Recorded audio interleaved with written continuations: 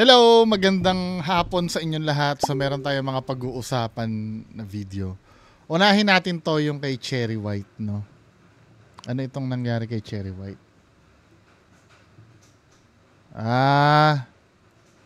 Okay, play natin. Ayan, magandang hapon sa inyong lahat. Syempre, ayan, tungkol dun sa may LTO, okay? Kung napanood nyo na po to, kasi marami pong nag-aantay ng post ko about dito. Cherry White, sinasabi po niya dito ay ayan, kasama ko po yung lawyer ko nung pumunta ako sa LTO kahapon. Kahapon is 18. Inimbitahan po ako ng LTO kasi inimbitahan po ako ng LTO nung 16. Hindi po ako nakapunta kasi nga dahil nung 16 ay meron din akong hearing. Yun nga yung hearing ko doon kay doon sa kabila kay Boy Tapang. Syempre kailangan ko pupuntahan yun. So ngayon nagsabi naman ako syempre sa LTO. Hindi pa pala tapos yun, ano? Na nagpa-schedule kami nung 18 na dadalo nga kami syempre sa hearing. Kasi nga meron po akong violation. Okay, yung violation ko, ito yung nag-viral na video na in-upload ko sa Instagram ko last 3 months ago. April pa siya.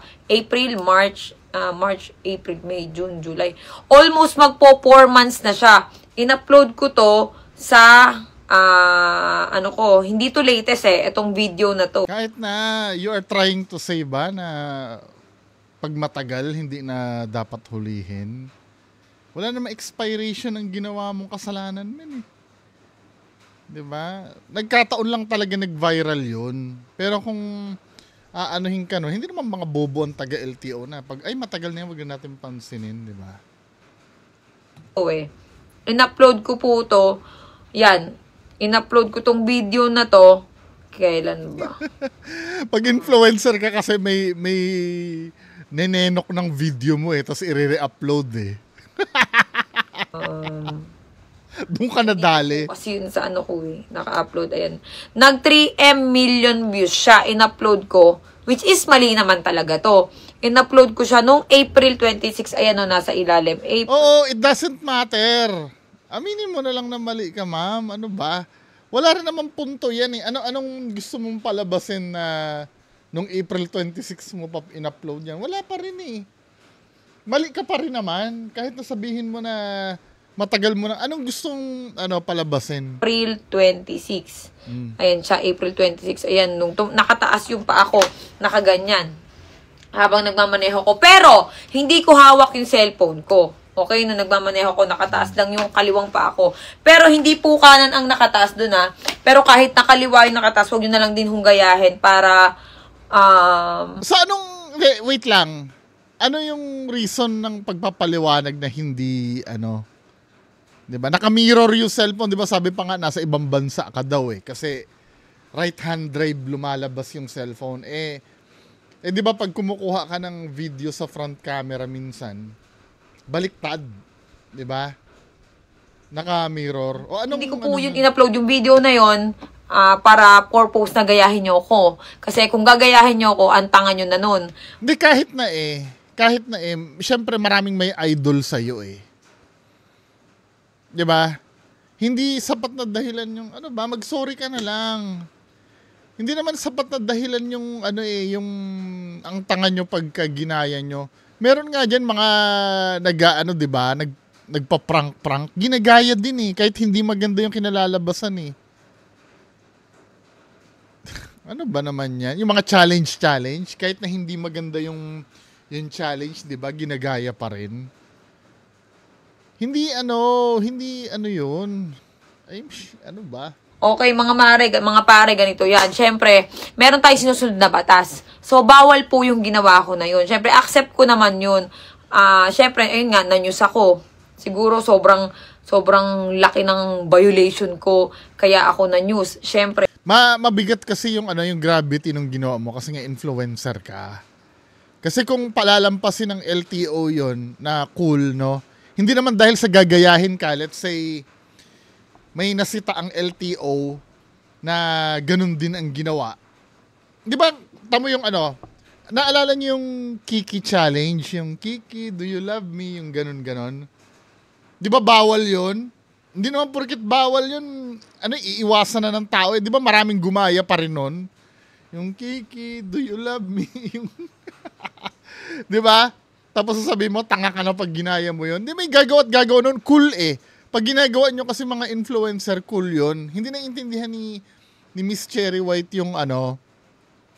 yung responsible niya bilang influencer. Kaya nga influencer ka eh. Marami ka may impluwensyahan. Lahat ng gagawin mo, sa mata ng fans mo, cool lahat yan. Kahit yung, di ba alam naman natin na masama ang pagmumura. Si Tony Fowler, influencer, di ba mura ng mura. May mga fan siya na gagayahin din ng style niya. Hindi katwiran na, lahat tayo alam natin kung ano yung tama at mali eh. Pero iba kasi ang impact pagka influencer yung gumawa. Nandiyan kayo para mag-impluwensya. Okay. Tapos marami pang nagtatanong sa akin. Tapos ang dami na rin kasing ang dami na rin kung saan na nakarating tong video na to. Meron pang nag-viral sa ABS-CBN. Tinakpan yung mukha ko. Siyempre, siguro talagang mali yung ginawa ko. Kaya, talagang mali? Ano siguro? Sa TV Patrol, ayan. License sa Land Transportation Office ngayong Biyernes, kasunod ng pagdinig. Marami po kasing nag-aantay ng video ko for explanation. Okay, tapos meron pa ako nababasang mga comments about LTO. Ang sabi baka gusto ka lang perahan yan ng LTO. Baka wala, pera-pera lang yan. Patutubos lang sa'yo yan. Okay na yun. Wala naman nag-comment doon eh. Ikaw lang yung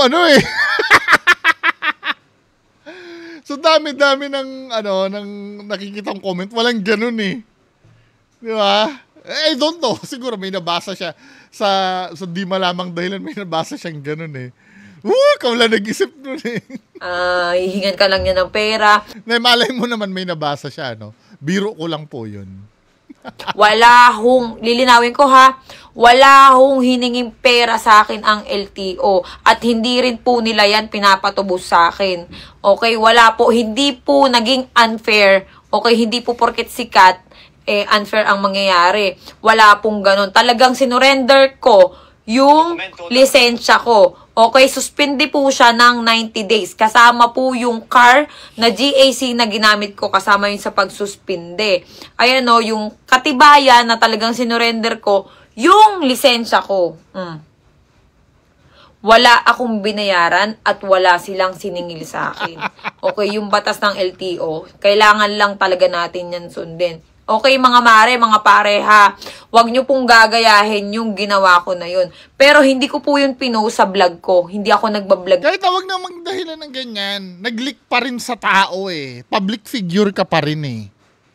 Kahit pa sabihin mo, anong difference nun sa pinost mo sa vlog mo, sa hindi mo pinost sa vlog mo, lahat naman ng gagawin mo, susundan ka ng tao dahil marami kasing may idol sa'yo.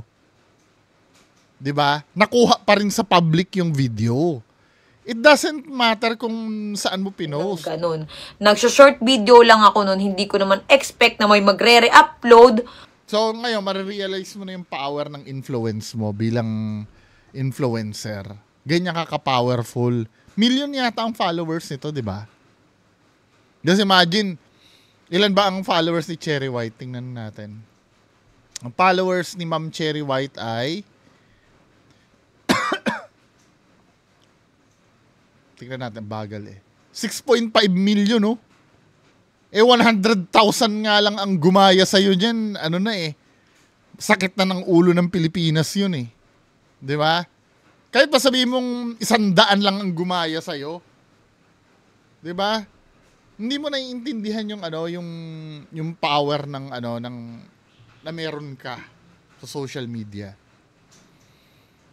Okay, so ayun nga, mali nga yung ginawa ko. Hindi ko rin expect na may magre-re-upload na ibang page. Ngayon, alam mo na. Diba? Yun ang mahalaga naman, matututo tayo eh. Lahat naman tayo dumadaan sa ganyan.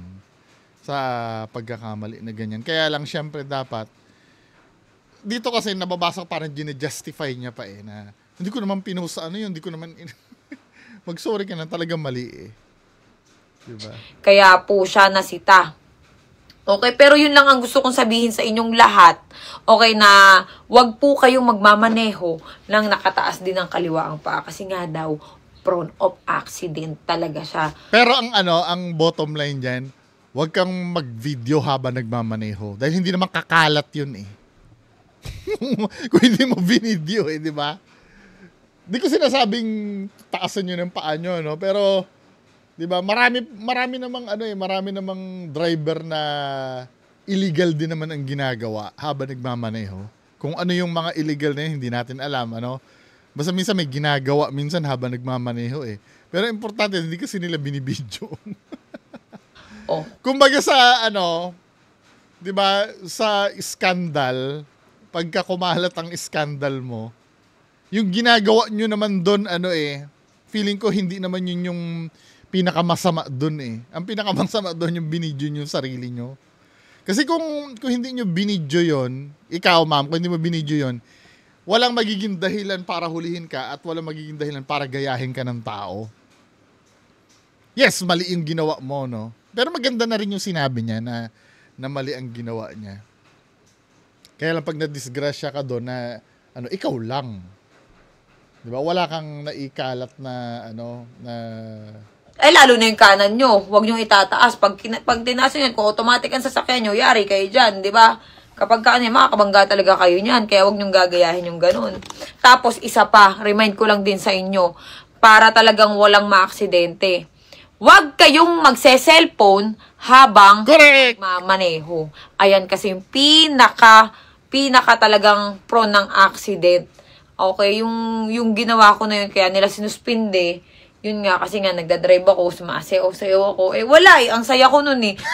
Di ko na malaya na mali na pala yung ginagawa ko. Pero wala naman akong pinagmamayabang doon. Kasi hindi ko naman yun binlag na, ay, ang yabang ko. Nagmamaneho ko ng ganito. Wala po akong puntong ganun, ha? Kahit na, interpretasyon pa rin ang nanonood sa'yo yun eh. Kung ako nga, wala naman akong intention na sabihin sa inyo na sobrang talino ako eh. May nagsasabi pa rin na, ang tingin mo sarili mo, matalino ka. Nasa interpretasyon kasi ng nanonood din yun. Diba? Okay, sa mga nagsasabi dyan na, nilinawin ko lang ulit sa mga nagsasabi dyan na hindi totoong sinuspindi yung lisensya ko. Totoo po yun, sinuspindi yung lisensya ko. Makukuha ko siya after 90 days. Yan, okay. So, meron naman ako nakitang news kanina, umaga. Okay, tapos na. Okay, end na. Yung lisensya ko, nasa LTO na, mababawi ko na lang siya. May cut, siguro may nasabi siyang hindi dapat. Sa after 90 days. Okay? So, wala po akong karapatan muna magmaneho. Book muna or pa-drive muna. Tayo. Tsaka yun guys wag nyong gagayahin. Okay? Yun lang. Tapos yun, nag-public apology na rin ako nung nandun ako sa LTO. Tapos dito, syempre, gusto ko rin po humingi ng pasensya yan sa mga LTO ulit. Gusto kong humingi ng pasensya. Doon po sa nagawa ko, na pagtaas po ng kaliwang pa ako. Okay, guys, ayan, uulitin ko ha. Suspindi po yung lisensya ko. Wala pong hiningin pera sa akin. Wala pong naging unfair kahit na po sikat ang tao. Wala pong ganun. Patas yan. Patas ang LTO. Sinuspindi nila po yung lisensya ko. So, yun lang. Huwag niyong gagayain. Diba? Mas maganda ganyan. Yung pinayuhan niya rin yung mga nanonood sa kanya, no? Yan yung kadalasan na hindi din nare-realize ng iba. Pag nakaharap ka na dito sa camera na to, diba? May mga a-idol sa'yo, may mga gugusto sa'yo, at pag in-idol ka na kasi ng tao, ay lahat yan ay magiging tama para sa kanila. Hindi mo pwedeng ikatwira na, hindi, matatanda na tayo, alam natin tama at mali eh. Kasi sometimes may ginagawa kang mali, na tingin mo ay cool. Uy, ginawa ni idol to Gagawin ko rin kasi cool. 'Di ba? For example, hindi ko kapanahunan to Hindi ko to kapanahunan pero may mga kilala ako na nanigarilyo dahil napapanood nila si Robin Padilla.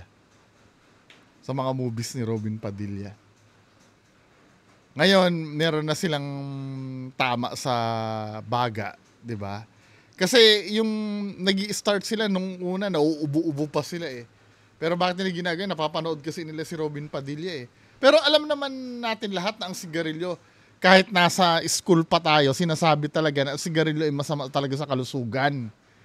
Alam natin na mali yun.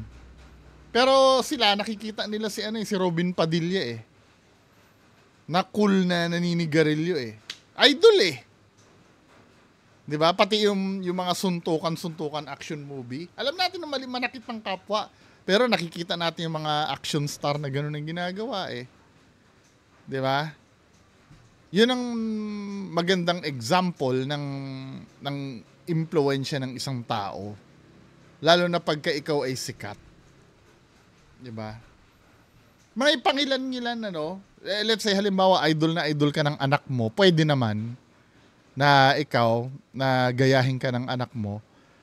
Ang gagaya sa'yo, anak mo lang. 'Di ba?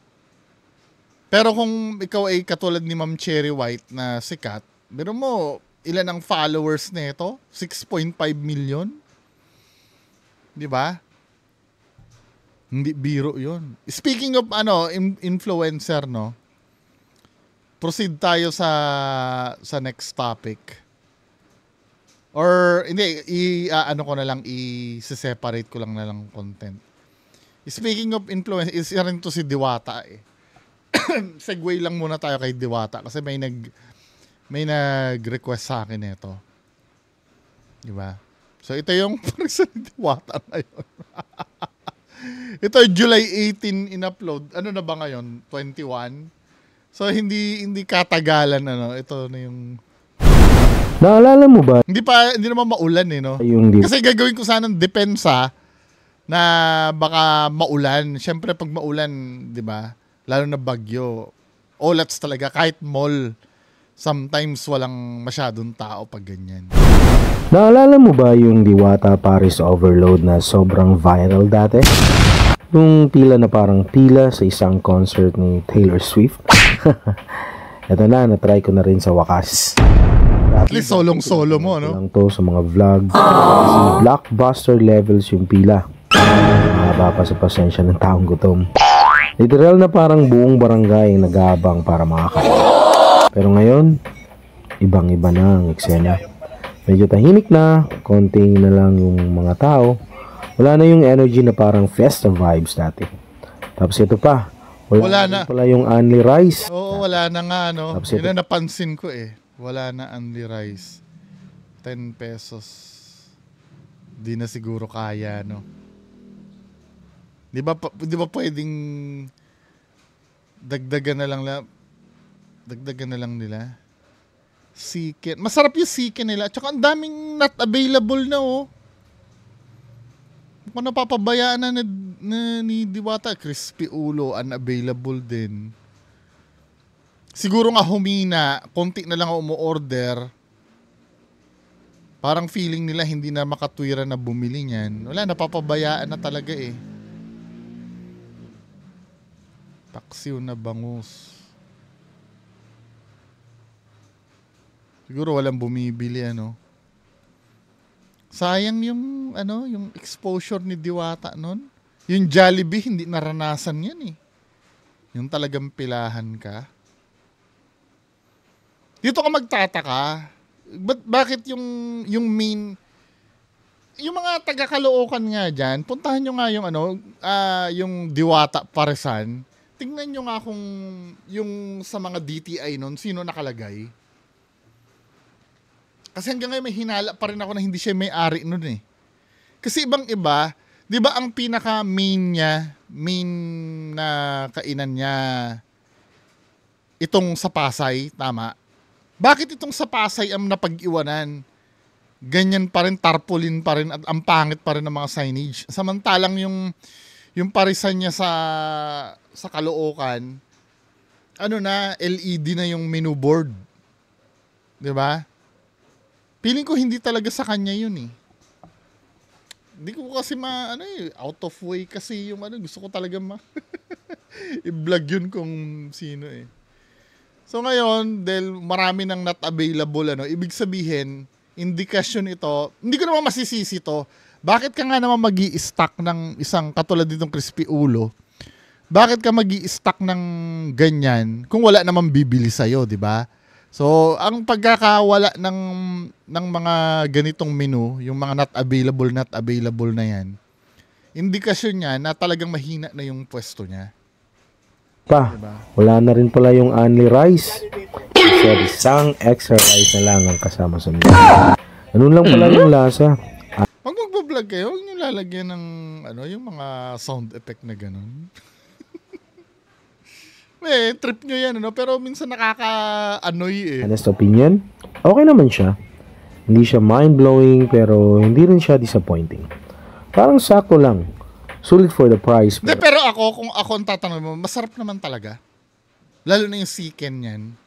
Masarap yung chicken niya Hindi siya masyadong maalat. Yung talagang, tsaka parang fresh yung manok Kasi ang indikasyon, di ba, ng bilasa yung manok, itim yung buto. Yung puti yung buto niyan Noong time na kumain kami nila RIP Sir Lance, kasama na si Sir Lance noon Masarap. Pero yung kanyang barbecue, meron akong video noon yung pumunta kami ng Manila Film Center. Yung barbecue niya, lasang gas. Siguro nung time na yon masyadong maraming nailagay na gas siguro. Or bagong apoy lang, kaya lasang gas yung barbecue. Pero the rest, masarap pati yung pares niya. Ang explanation kasi, ngayon, di ba may mga review before na hindi daw masarap, walang lasa yung pares niya dati. Ngayon, ang kwento sa akin ni Solja, kasi kumain na si Solja dyan before nung kasikatan niya Talaga malayo daw talaga lasa. Nung panahon na kasikatan ni Diwata, hindi daw talaga masarap. Kasi ang theory niya doon, minamadali kasi iluto nung time na maraming tao. So sobrang haba ng pila, di ba, hinahabol mo. Nandyan yung time na paubos na yung sabaw. Ang gagawin na lang siguro nung mga time na yon, lalagyan na lang ng tubig para dumami yung sabaw. Ang tendency nun, tatabang yung sabaw. Pero ngayon, pag kumain ka, masarap naman talaga. Masarap naman. Siguro kay Kuya Average, siguro may kinakainan siyang pares na mas masarap. Kaya niya nasabi na sakto lang. Pero ako kasi, bibihira ako makakain ng pares. Kung ang tatanong, masarap din. Masarap. Pero yung time na mahaba ang pila, yun siguro walang lasa yun. Madalian yun Pero wala na yung hype feels ng mga panahong sobrang init pa ng trend. Tama nga yung sabi ni Diwata dati. Lilipas din yan, kuya. Ito yung nag-viral na nagpapabati ng Duterte. Ang bilis nga ng mga pangyayari. Nag-iwan ng alaala si Diwata ng... Marami siya iniwan na alaala Pero for all the wrong reason. 'Di ba? Instead na naalala sa kanya yung pagsusumikap niya, naalala sa kanya yung pagsusungit niya Kasi sa totoo lang mga kababayan ko, mas mabilis talagang kumalat ang negative kaysa positive Kasi mas masarap pag-usapan yun Kaya nung time na yan, sana tinaga-tiyaga na lang. Medyo mayabang pa si Diwata. Sanay naman ako na maghirap. Ano ngayon kung maghirap ako? Nasasabi mo lang yan, tanga. Pag bumalik ka uli sa ilalim ng tulay, baka mamaya hindi mo na kayanin. Ma-depress ka na. Mas masakit yun, yung nandun ka na tapos biglang babalik ka uli. Diba? Well, tingnan natin, Pero mayabang pa rin kasi siya At pala kay Brenda, dahil sa'yo, na-experience ko na rin sa wakas ang Diwata Pares of... Tsaka tinan mo si Hiwaga, kilala niyo Hiwaga Pares, mabait si Hiwaga Matalino din si Hiwaga Kung ano yung mga inayawan ng tao kay Diwata nun, pinag-aralan niya at yun ang hindi niya ginagawa. Diba? Kahit marami nagpapapicture kay Hiwaga, tiyaga lang ng tiyaga. Kasama kasi sa marketing na negosyo yun Kung totoong negosyante ka, alam mo dapat yung mga ganong bagay. Nakakatulong kasi yun Diba? Kahit pasabihin mo na na pupunta yung tao doon, magpapapicture lang at hindi naman kakain. Form pa rin ng marketing yun Maybe someday magkaroon ng pera yung tao na yun, kakain na rin sa'yo yun. Diba? Kahit ba naman yung sarap, tingin ko walang papel yun Walang masyadong papel yun para dayuhin ka yung sarap. Kasi hindi naman dinadayo ang ang parisan mo dahil sa sarap ng pares. Hindi naman siya dinadayo yan dahil sa'yo.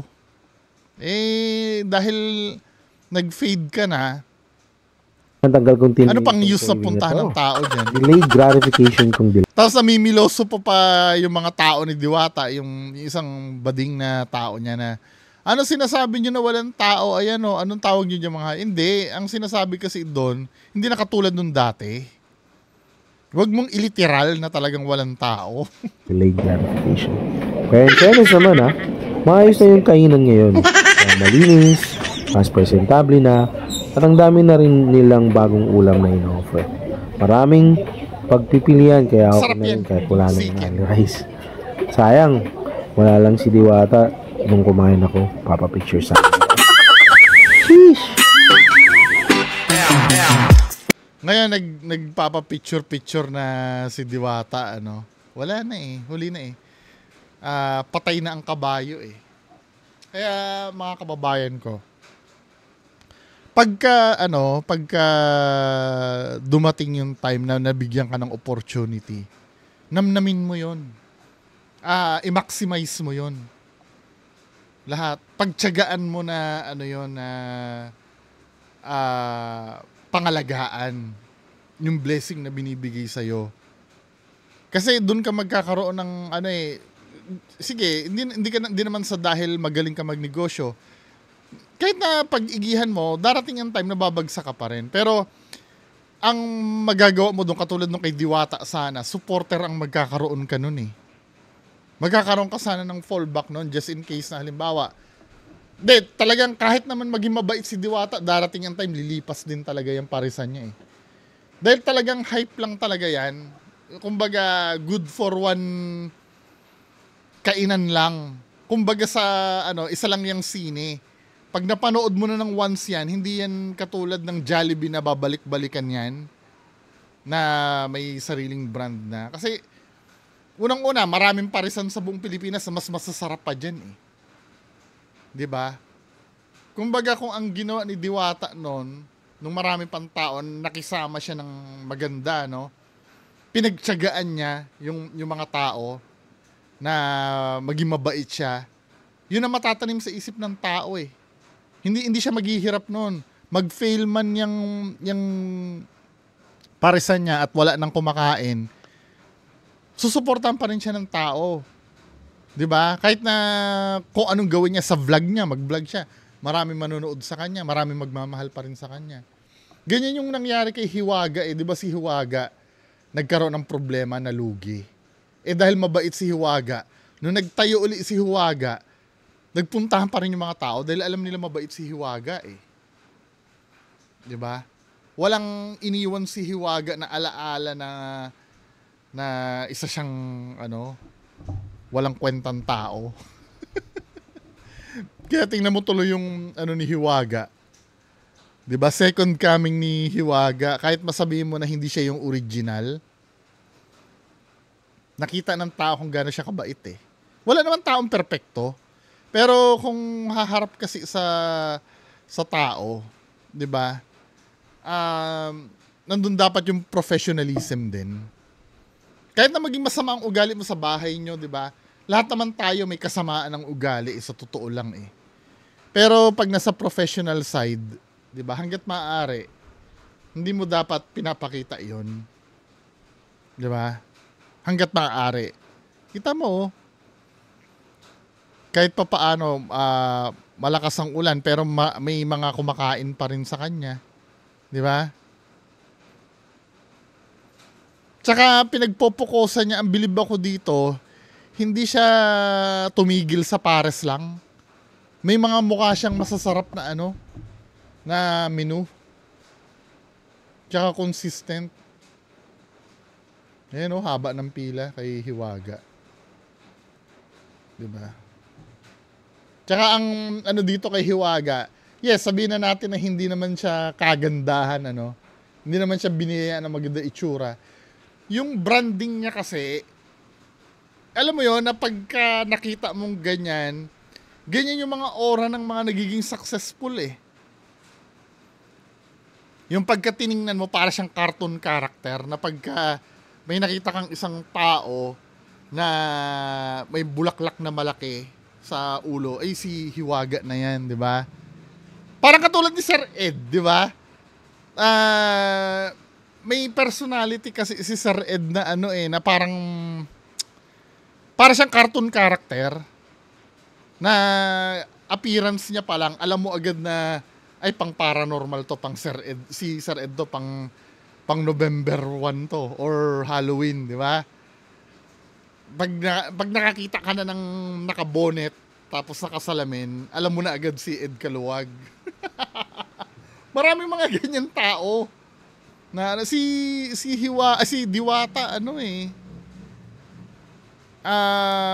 hindi ganun kalakas yung karakter niya eh. Hindi katulad nito na may ganyan Anyway, yan lang po ang ating mapapag-usapan ngayong hapon. Magandang hapon sa inyong lahat. Bye-bye.